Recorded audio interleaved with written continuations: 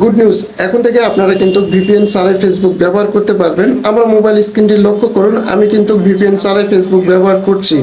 আপনারা কিন্তু ঠিক সেমভাবে ভিপিএন ছাড়াই ফেসবুক ব্যবহার করতে পারবেন।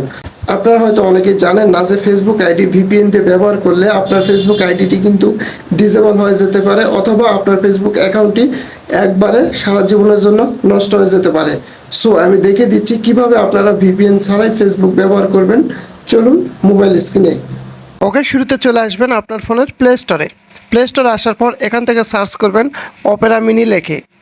তারপরে এই অপেরা মিনি অ্যাপসটা পেয়ে যাবেন। ভালো করে লগোটু দেখে নিন। এই অ্যাপসটি কিন্তু আপনারা ইনস্টল করে নেবেন। ইনস্টল হয়ে গেলে এখান থেকে ওপেন করে দিবেন। তারপরে এখান থেকে পারমিশন চাইবে, পারমিশন অ্যালাউ করে দিবেন। আবার কন্টিনিউ ক্লিক করে দিবেন। ক্লিক করে দেওয়ার পর আবার কন্টিনিউ ক্লিক করে দিবেন। দেওয়ার পর set Opera mini as default এখানে ক্লিক করে দিবেন। ক্লিক করে দেওয়ার পর অপেরা মিনি সিলেক্ট করে এখানে সেট অ্যাজ ডিফল্টে ক্লিক করে দিবেন। তারপর এখান থেকে ফেসবুকে সরাসরি চলে আসবেন। এখন এখান থেকে আপনার আইডিটি লগ ইন করে নিন। এই যে দেখুন, এখানে কিন্তু আমার কোনো রকম ভিপিএন কানেক্ট করা নাই। আপনারা ভালো করে লক্ষ্য করুন, আমার কিন্তু কোনো ভিপিএন কানেক্ট করা নাই। তারপরে কিন্তু আমি খুব সুন্দরভাবে ফেসবুক ব্যবহার করতে পারছি। আপনারা কিন্তু এভাবে খুব সহজে ভিপিএন ছাড়াই অপেরা মিনির মাধ্যমে ফেসবুক ব্যবহার করতে পারবেন।